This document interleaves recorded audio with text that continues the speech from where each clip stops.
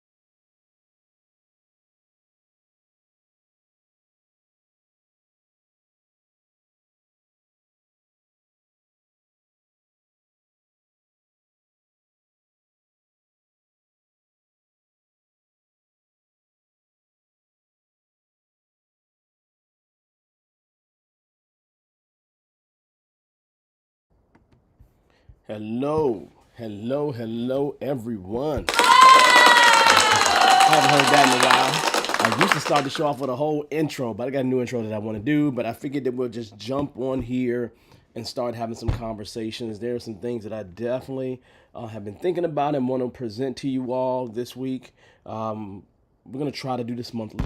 We're not going to try. We can do it this monthly. That's what's going to happen. Usually you see the hat. But here's the problem. It's starting to get hot around here. I'm going to have to take this hat and change it out for a straw hat or something like that. What is the topic that we are talking about today? Something that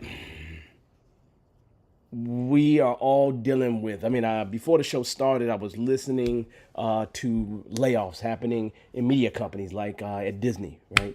And how they compare to other companies that have had layoffs. But here's the deal. What we're talking about today is going to be when the ground actually shifts. We're talking about teams, AI, and the resilience gap. That's what we're talking about today. So just get comfortable, put yourself in a position because we're going to have fun with the conversation. What I always do is talk about some topics first, and then we'll get into opening the floor for questions that you may have. Started this off for alumni of Bearded Eagle and Atypical. And obviously, if you're doing it on YouTube, more people can show up than just those people, right? So here's the deal. Let's start having a conversation here. I'll tell you about what I've been doing in just a moment. And I want to give you an idea of what we're covering. We'll talk about what I've been doing recently, and then we'll just kind of go from there and start jumping into the news items that I think are important to tell you about. So what we're covering tonight is we got AI really accelerating layoffs. That's important to talk about. A healthcare system and public breakdown. I'm going to talk about that and some of the things that I'm seeing. You hear noise outside. I'm in a studio. Somebody got something really loud out there. What about federal workers? It's been almost about a year since they were forced to return to the office. Let's talk about that. And then there's a new McKinsey data on what AI is actually doing and how it's actually helping teams. So we're going to talk about those things. All four of those stories we'll cover. I just want to make sure we cover recent topics, and then you can ask questions about anything you desire. But here's the deal. The theme across those four different stories is when the environment changes really fast, what really separates teams that adapt from teams that actually collapse, that really truly fall apart, okay? Now, as you come in, as you get yourself comfortable here, do me a favor, give me a shout out. Say hi, right? What I would love for you to do is tell me where you work at, though. Not the company, give me the industry, like healthcare, tech, government, finance, whatever the industry is. I want to know kind of who's in the room, so make sure you say hi. Whether you're on LinkedIn or you are on YouTube, I'm actually handling both, so I'll be navigating both. So we will deal with that. But just do me a favor, in the chat, drop, in the comments, drop where you work at, the industry, healthcare, tech, government, etc., right? Got us kind of seeing who's in the room and give me that normal shout out that you would normally give. Some of you all know what I'm talking about. So that being said, before we jump into any of this stuff, what have I been doing lately? If you don't know this already, I completed the PhD sometime last year. And what I've been doing is pivoting, right? Finding ways to use that in my work. And I may have some things to talk to you all about, right? Because it may have changed a few things for me. But that's been what I've been doing overall. In terms of the past month, man, I've been away for a month. I spent almost a week and a half, 2 weeks on the road going to conferences. Had drive up to Chicago, then go all the way down to New Orleans, then over to Vancouver, and then back to see my daughter graduate from IU. So it's been extremely busy for me. Nothing really surprising. It was always busy for me, period. But the idea is that this past month has been really, really busy. I just got back. I had to do a 22-hour drive. That's a whole nother story. I dropped it on LinkedIn. But that being said, hopefully you're fine, right? Hopefully things are going good for you. If they're not, then I hope they get better, right? Some of you all have seen that for free, I offered up that 6 to 7 hour class that I created that's on demand, helping you update your resume and your LinkedIn profile. You need that? Holla at me. I got a job search accelerator that I've created, which I could show you, which is pretty dope. I have a ThrivQ, or way to utilize my research to assess teams, that people have decided to start using. So all these things are beneficial. So I'll pass out some links and do all kinds of stuff as we continue to move forward. But first things first, welcome, welcome, welcome, welcome. I'm going to get back to doing this at least monthly, right? Because I kind of fell off because of the PhD. But the PhD is over with, right? And I really do like coming and having these little conversations here. If I don't find me a straw hat, trust me, this puppy is going away because this is hot. Yeah, I went all around the country with this thing this past week. But here's the deal. I see people in academia. That's amazing. Ellie, hey. Angeli, hey. It's Leon, there you go. Let's see. Well, McGrone, I should say, right? Hey, thanks for the congratulations on the PhD. Yes, tech. Just so you all know, I come out of tech, heavily out of tech. Tech is in everywhere, so tech, but it was heavy in insurance companies, but it was still always tech. When it was any other company, it still was tech. So it was always heavy tech for me. And I found some really interesting things in terms of my research with it. But I'll kind of sprinkle that in as we have these conversations, okay? So here's the deal. Let's jump into talking about these news items because I think this is important, okay? Just when I started the show, I was listening to the fact that Disney, company I love, right? I had an internship at Disney way back in the day when I was in college, right? So many moons ago, like over 30 years ago, right? And here's the fact. Layoffs have been accelerating in 2026, specifically in May 2026, as firms are really restructuring themselves around AI. And here's what the news bit is that's important for us all to understand. Major firms like Meta, Amazon, Coinbase, I just was listening to Disney and then other media companies are amongst the dozens upon dozens that are executing layoffs in 2026. This is really due to the acceleration explicitly, according to them, tied to AI-driven restructuring, okay? Yahoo Finance reports that May 2026 is seeing a notable spike in workforce reduction as organizations reorganize around AI capabilities, okay? These aren't just headcount cuts. They're wholesale team restructuring events happening in real time to a lot of folks around here, okay? You know, and I will say to you, fundamentally, you know, when I had Bearded Eagle, the other company we had, which a lot of you all would know me from that company, we had whole payroll, lots of people. But that's how you became a multi-million-dollar company. I remember starting everything out, and now as I start to build Atypical, having AI to support and automate things, I'm trying to figure out what the gaps are, why I can pull people in, okay? So that being said, here's a connection that at least I thought about tied to every single one of these layoff stories. And this is a construct or variable that some of you all may be a little bit aware of if you've been around. And it's called team learning agility, right? Which is really disguised in a layoff story, okay? Now, what is learning agility? And I'm talking about it from a team perspective. It is being able to deal with novel things, right? You know how you get training and you're trained to do a specific thing? Well, what happens when it completely changes and you don't have anything to really just kind of move forward with? How do you deal with those kind of experiences, those novel experiences, right? And so team learning agility is that at the team level, okay?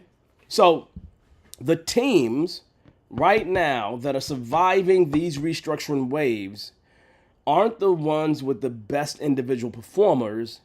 They're the ones that can learn new operating models faster than the disruption actually arrives, okay? That's the whole definition behind team learning agility, right?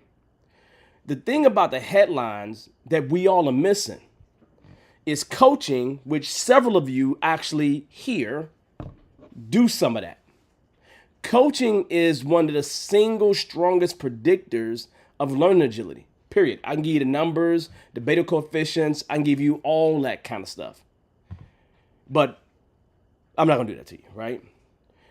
Organizations cutting headcount and simultaneously cutting learning and development.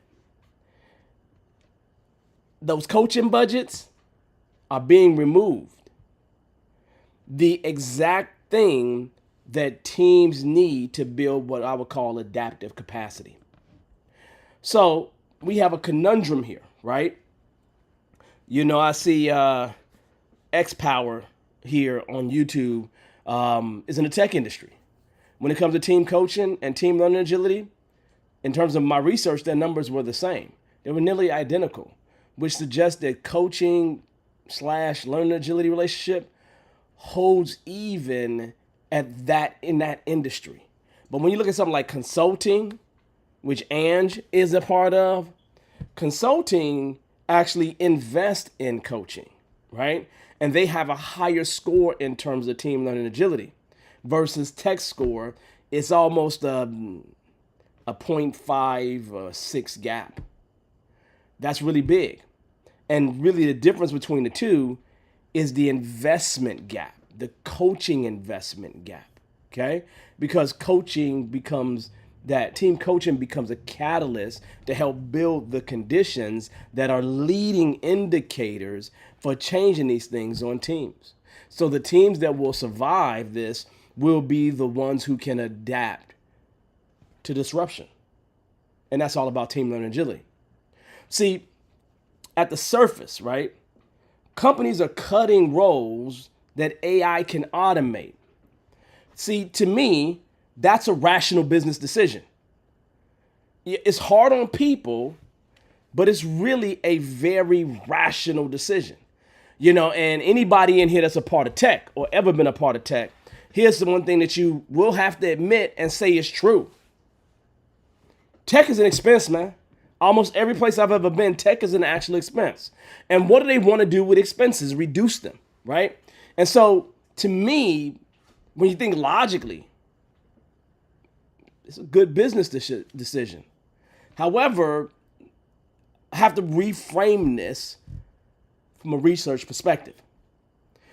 Restructuring around AI creates a VUCA event. Volatile, uncertain, complex, ambiguous event for every remaining team. Those new workflows, those new roles, those new reporting lines, all happening at one time. That's exactly the environment where learning agility determines who performs and who will fragment and fall off, who really can't handle it. The implication is this, y'all. If you're a leader whose team just survived the layoff, you're a leader, right, of a team that just survived the layoff, the worst thing that you can do right now is pull back on even your coaching of that team. That's the worst thing you can do, okay? Because it's one of the things they will benefit. I found that the teams with the lower learning agility benefits the most from actual coaching.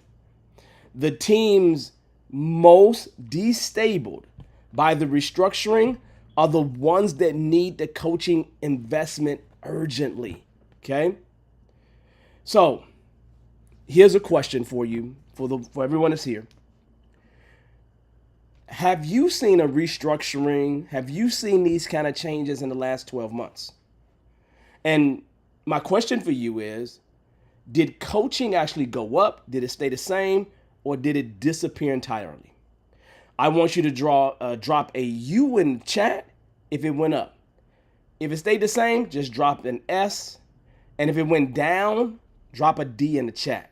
So a U if it actually went up, an S if it remained the same, and a D if it actually dropped. Drop that in the chat. If you have experienced this yourself, and I know a lot of people experiencing different things, but if you've experienced this, let us know in terms of dropping something in the chat. A U, up, S, same, D, down. Okay? So really, really, really amazing. All right. So I know I always talk too much, and I got to make sure I regulate myself here. So I'm going to move on to the next topic, because I think the next topic is also important, right? And the next topic is, we can no longer pretend, right? Patients suffer at understaffed hospitals, right? I'm going to say University of California, San Francisco, the emergency room, right? But I don't know why that wouldn't be something that everybody would just say, hey, that's common sense, okay? Well, here's the deal. Providers at UCSF emergency room are really talking publicly right now about patient harm resulting from chronic understaffing.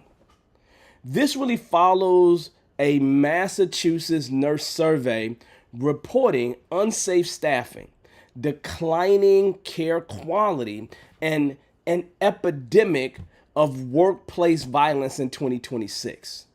This is on the heels of another potential pandemic that is creeping upon us. Some of you all heard of the hantavirus, maybe, right?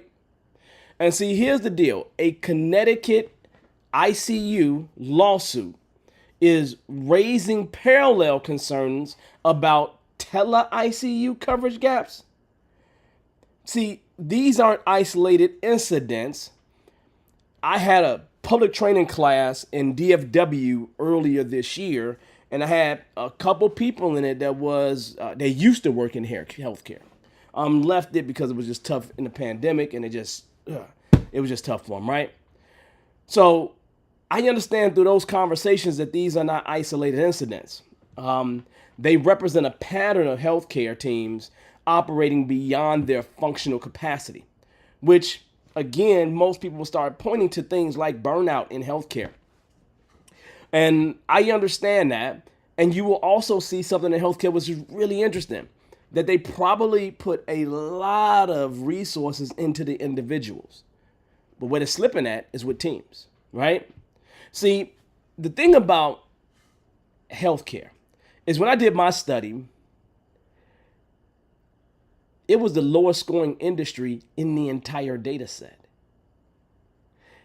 And it's showing up in the headlines at this point. See, healthcare teams scored the lowest on every single construct, every single variable that I looked at, okay? Every single one of them. Team coaching, team resilience, team goal commitment, team learning agility, and team adaptive performance. Every single one of them, right? You know, see, the thing about team resilience is interesting, right? Because most people talk about resilience all the time. See, the system's capacity to absorb disruption and keep functioning, right?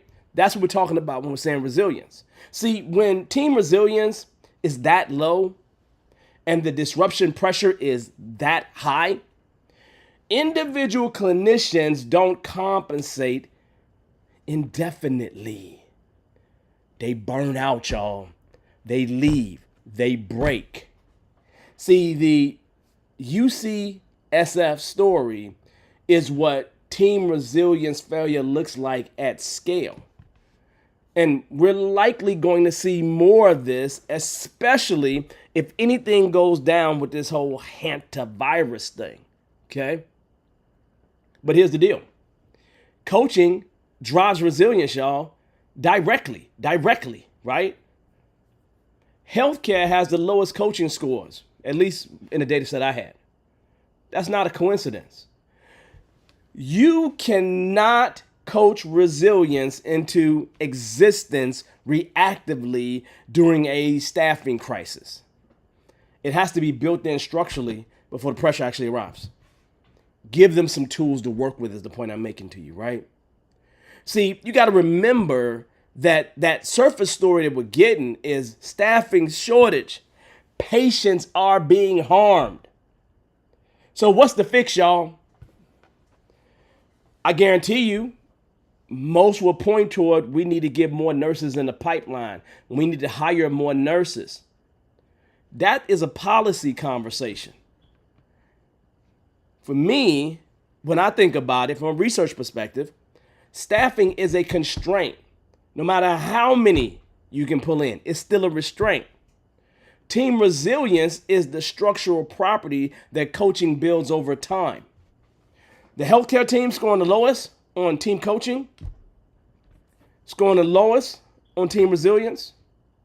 You can add head count and still have fragile teams, y'all. Especially if they don't have anything to support the team. Okay?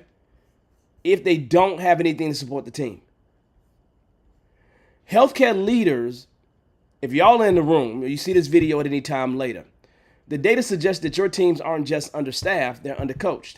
And the research says those two problems compound each other. So when team resilience is low, adaptive performance suffers disproportionately when the conditions deteriorate. I don't remember seeing any healthcare folks that drop the healthcare folks in the room. That's all right. But here's the deal. Here's the question I would ask healthcare folks. When did your team last have a structured team level coaching conversation? Not just a check-in, not just a debrief, but actual coaching focused on how the team works together. If you've had that, just drop that answer in the chat. If you've had that, drop that answer in the chat. I didn't see any healthcare professionals in here, so it's all good. I'm just telling you from the people that I've seen, yeah, they would be dropping something in the chat. Okay, definitely. All right, let's move on to our third topic, and then we will actually have one more topic, and then we're going to go to the floor to see what kind of questions you have. Now, I'm going to do myself a big favor. I'm going to take this hat off in a minute because I'm actually sweating, right? So, third,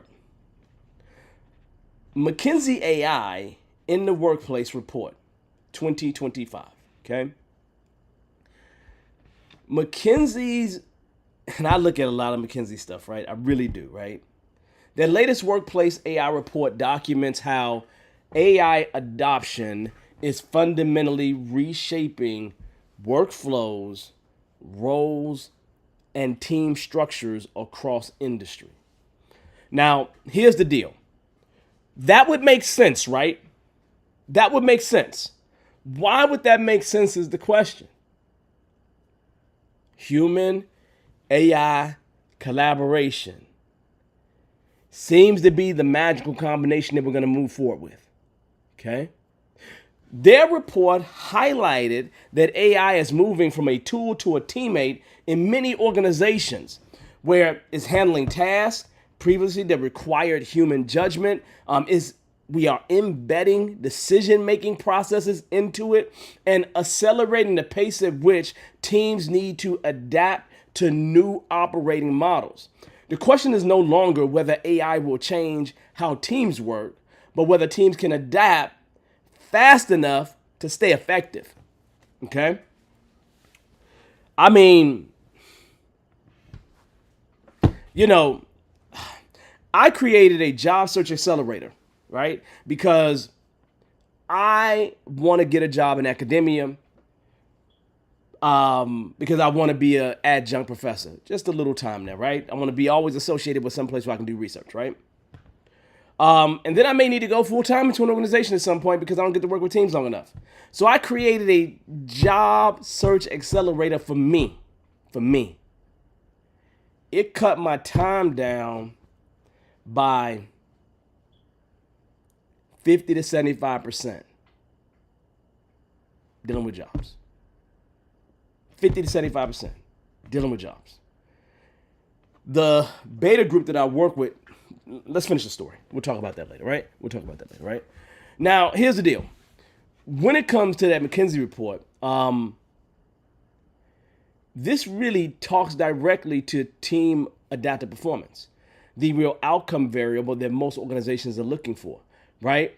Where learning agility is a pathway, resilience is a pathway, goal commitment is a pathway. McKinsey was describing sustained VUCA conditions, right? Not one-time disruptions, but sustained, right? When the environment constantly demands behavioral strategic adjustments, right? Adaptive performance becomes a survival metric at that point. It really does. Because when I was doing my research, y'all, when I started doing a dissertation, I realized just talking about team effectiveness was not enough. It just wasn't.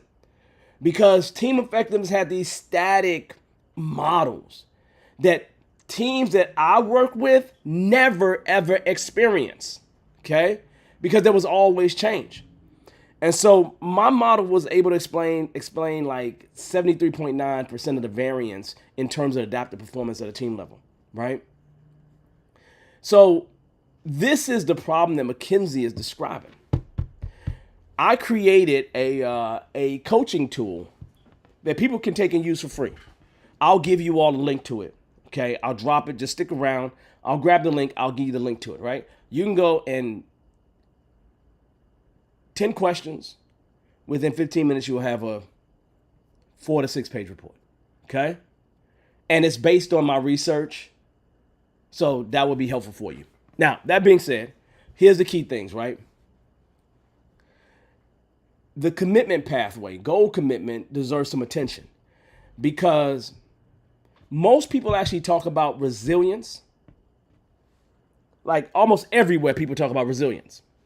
But goal commitment was twice as strong as resilience in the model.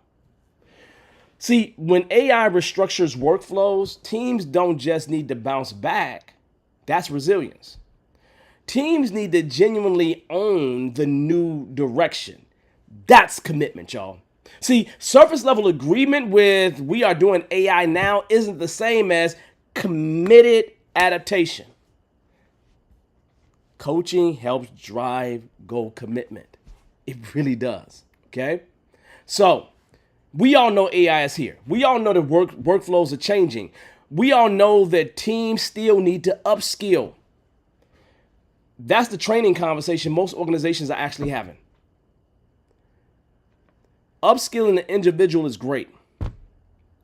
Adaptive performance is collective at this point. You can have a team of AI literate individuals who can adapt as a unit. Because they lack goal commitment to the new direction, everything can fall apart. See, the commitment pathway is where most AI transformations programs actually are failing right now. They train people, but don't coach them. Don't help to build that commitment, okay? Me being in IT change goals all the time. At least when I'm around organizations, they change goals all the time. So I'm quite used to seeing that change happen, okay? Now, for some of you in the room now, if you're leading a AI transformation right now, the question isn't, do my people know how to use the tools? It is, does my team genuinely own where we are going with this? I'm looking at AI deleting entire code bases. Looking at things being implemented with AI where nobody in the building understands what it's doing, what the program's doing. And so I bring that question up. Does my team genuinely own where we're going with AI? That's a coaching question, not a training one, okay? So here's a question. Some of you all in the room, you're experiencing this. Your organization is rolling out an AI tool that changes how their team works. Does your team actually own that change, or are they going along with it? Look, say own it or going along in the chat. Love for you to be honest because I want to see where people are at. So really, really important. So you either own it or you're just going along. Drop it in the comments. Okay? All right, as you drop that in the comments, I'm going to go ahead and move on to segment 4 so we can leave some time to actually have conversations about any questions that people may have. So today, I'm going to go back to what we used to do. I'm going to drop a link in the chat. Anybody can join and jump on, and we can have a conversation, okay? So I'm going to drop a link in the chat to come interview with me, to come ask your question live, or you can ask your question by just typing it in the comments, okay? So I'm going to drop that link in just a moment. I'll go ahead and drop that link now, so then you can have it, and then we'll cover the last topic, and then open the floor for any questions that people may have. So I'm dropping it on LinkedIn right now, and I'm going to go ahead and drop it on YouTube right now as well, okay? I see Josh says here, at the start, they wanted to go along and even ignored it. But once we did active 5-week workshops, teams moved to owning and driving the tools used forward on their own. Great, great. That means you guys were coaching them, helping them move along. That's really, really important. That ownership is super important. I mean, if you don't have ownership into this thing, it's going to be a whole problem, okay? All right, so let's talk about the last topic, right? Federal workers, we are 1 year away from them having to go back in the office full time, okay? Return to the office. I remember that last year, right? In this May time frame, right? Federal news networks report surveys results from federal employees 1 year into the RTO, the return to office mandate. The data shows mixed outcomes, right? Some teams have reintegrated effectively.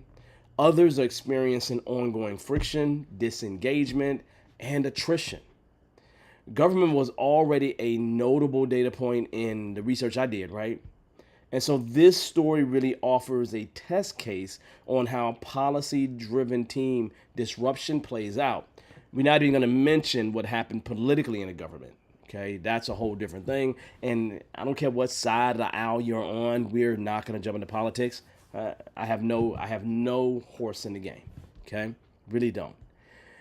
Government teams have an interesting profile, right? They, at least from the research I did, they have the lowest learning agility score of any industry, right? That's the construct most strained by forced environment shift, like a RTO. 1 year in, though, the teams that are adapting well are likely the ones with higher goal commitment and probably some level of active coaching from their leadership. Even if it's not an external person, they have something that's helping them move forward. The ones that are still struggling, though, probably look like people in their mid-career, like individuals going through a midlife crisis, right? Where their scoring is the lowest on every single thing. Here's the things to really think about. When it comes to team learning agility, it was interesting. There was a negative moderation, which actually showed that teams with lower learning agility benefited the most from coaching. And so if I had to determine where I'm going to get the biggest bang for the buck, I'm probably going to measure learning agility to figure out who has the lowest and implement that. Federal teams navigating RTO, though, 1 year are in this exact position, where coaching investment could show a higher return. But I'm not sure if anybody's going to be listening to me about that. But I think it would be helpful. Actually, I know it would be helpful based on the data. 1 year is really enough time to see which teams adapted and which ones didn't, right? The difference isn't the policy, it's the team infrastructure. So I didn't see anybody say government here either. But if you are a leader in government, check your learning agility scores, right? Don't just make it a judgment call. It's a diagnostic. It means coaching your highest potential ROI is going to always be the teams with the lowest learning agility. Higher teams, they got a higher learning agility for a team. they probably know how to adapt to new situations and circumstances. Okay? So, that being said, these are the things that caught my attention this month. Now I really want to actually hear from you. Okay? And so I'm going to go ahead and now open up the comments, open up the chat for any questions that you have related to this or any other topic. Think about the most disruptive change your teams has faced in the past year, restructuring, AI tools, policy shift, whatever. What held you together? Was it resilience, commitment, learning agility, or something else? Right? Think about that. Okay? Other thing. Here's a research finding that surprises most people, which I mentioned earlier. If I had to choose between goal commitment and resilience, I choose goal commitment because it is twice as strong. Prior to the research, I would have chose resilience. But my question for you is, does that match your experience? Or does it feel backwards? It feels backwards to me, but I wonder how it feels to you. Okay? Another question here. Do you think coaching can actually move the needle on team resilience? Or does resilience have to come from shared experience and hardship? I think it could be developed. If you think something different, let me know. So, those are just some seed questions. Any questions from you all? Any questions from you all? As you're thinking about it, phrasing up your questions and all this other stuff, let me drop a couple things for you. First, remember I said I created a tool? Well, here's that tool. Assessment tool. Go take it. You ain't got to spend no money. Go take it. Yeah, go ahead and go take that. Yeah, go take that right there. Okay? Now, that tool right there is one that I pass off to clients because it allows me to do a simple assessment and not do the full battery of an assessment that I would need to do to get really at the core of what a team is at. But it's pretty good because it incorporates the research. Okay? So you're welcome. You can have it. All the other good stuff, right? I know how to pass this off at other events, but I'm going to keep passing it off so that you all have these things. The next thing I'm going to pass off to you is this. Some of you may have seen this. Some of you have not. This is something you would require this subscription for because I have to pay for this. Okay? So I'm going to drop this job search accelerator in here. Okay? I will show you what it actually, the results come out to be, but I'm telling you right now, this right here is something that I had someone in my beta group, literally, let's see, I just dropped it, okay. Had somebody in the beta group get a job in a week. That is not what I would expect to happen to everybody, right? Depending on how you're looking and what you're looking for and all those other things. But literally, person found the job in a week. Okay? So if you're looking, that job search accelerator might be something for you to dive into. It's a subscription and you cut it off anytime. We're not trying to take your money forever. We want people to get out there and get jobs and do their things, right? Let's see. Can I drop a file here?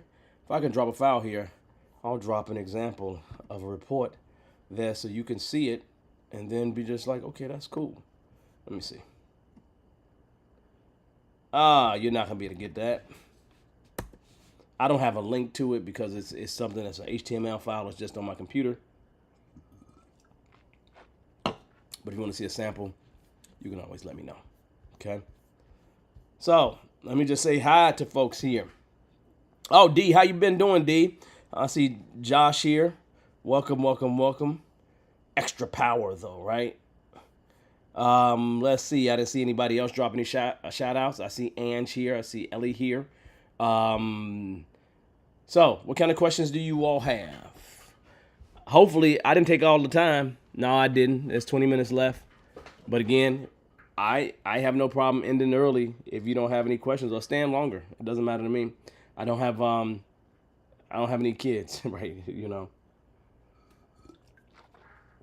I ended up with a 2-year-old at the house, and then that was fun. That was fun. Fun. It's very much fun, right?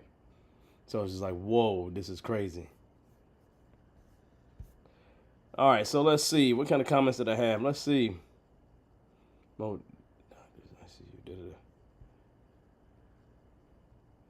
Oh, yeah, Josh. I see Josh had a good, amazing comment there. Having dealt with remote doctors in ICU personally just last month is garbage. Look, people are having some horrible experiences here, and you see it personally. And it's not, I mean, you're experiencing this for sure, but the healthcare workers experience is not fun from what I know. And this is consistently from almost everybody I talk to. Like, I'm not, I don't know too many healthcare workers that don't feel some kind of way. Okay? And you expect people to feel some kind of way, right? In any industry, right? But boy, they're a different breed, man. They're a different breed. And I don't want them to be unhappy. Right? I really don't.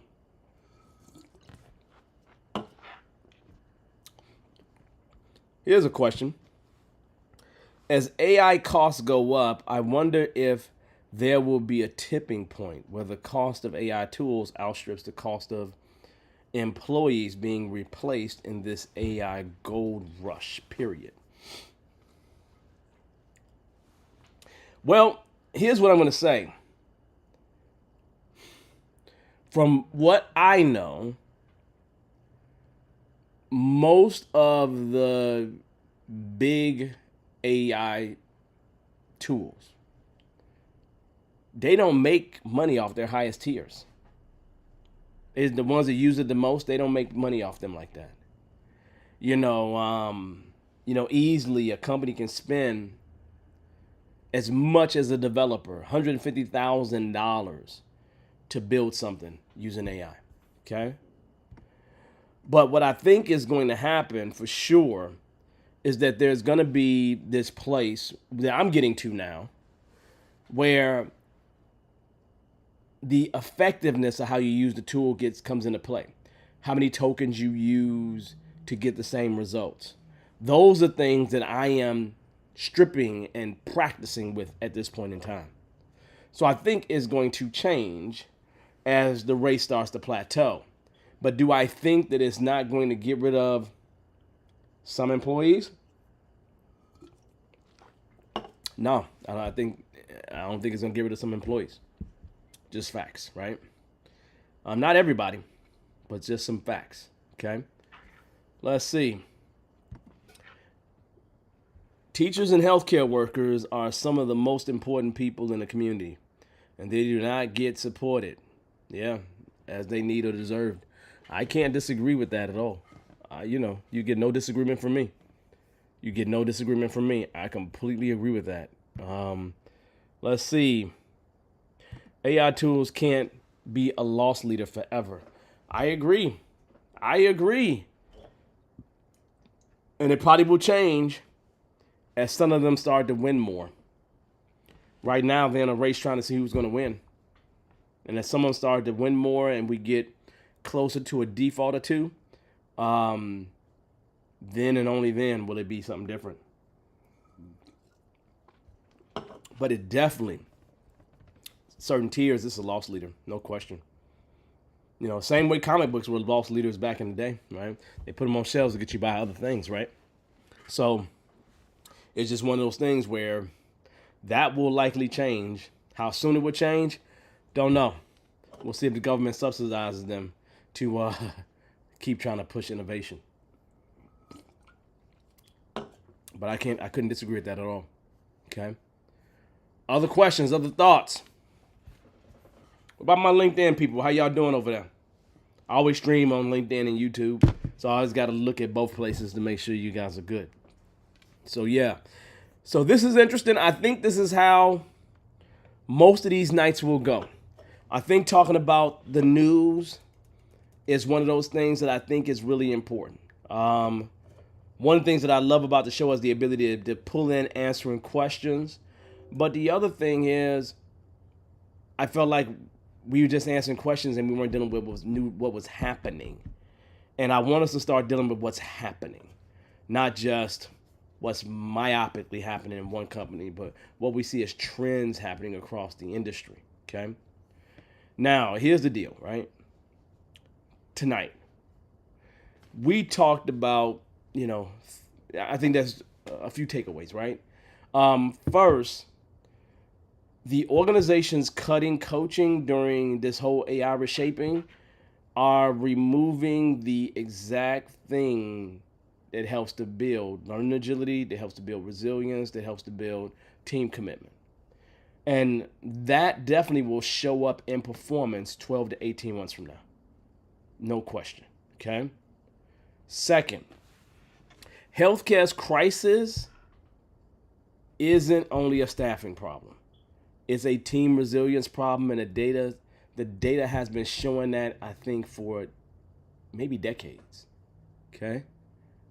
Third, McKinsey is describing VUCA environments, the ones that I talked about with my model, with my research. That's what it was built for. The commitment pathway, not just resilience, is probably one of the biggest things that you can use to separate teams that truly adapt from teams who just survive. Like, seriously. So, if you see where your team is standing with these constructs, coaching, resilience, commitment, learning agility, team adaptive performance, go to ThrivQ. That link I just gave you, go to ThrivQ. Take that assessment. It's free. You ain't got to spend no money for it, right? It's going to take 10 minutes, and it's going to give you a research-backed diagnostic for your team's adaptive capacity. And then you can always talk to me later, right? You can always go back to Atypical and go look at Explore Our Solutions, Explore Our Approach, all that kind of stuff. You can send me an email, right? I'm actually about to start working on an AI coach. Yeah. I'm about to build an AI coach that's going to incorporate my research, incorporate my style of coaching into it. That's going to be something that's going to be very interesting. I've actually been writing the requirements for it this past week. So that's the next thing I'm jumping on, right? So next month, though, we'll keep following stories like AI restructuring stories, like this VUCA environment stuff. We'll keep following these stories, right? Because I want to look and see what 60 days of data looks like. I got shorts that are happening. I've made some 10-minute videos, some long-form videos. I just want to change things up and make sure that there's stuff available out there for you. So you go and take a look at the shorts, take a look at the long-form videos, do all those things, but definitely grab the tool, check out the Job Search Accelerator. When I get the coach out there and I start using the coach, I'll probably put it out there for people to get a taste of it. Not that I plan to have it for my clients, not for public consumption, but I may want a couple people to test with it, right? So we're going to see, right? And I definitely always start things with beta testers because I'm a very, very iterative developer. And so that's how I kind of do things, so some people have enjoyed being a part of those beta tests. So, especially if you found a job from what I had done. So that's a 25% success rate. I like that. It's better than nothing. Love it to be 100%. All right. So that being said, any other questions from anyone? Any other thoughts at this point in time? This was amazing.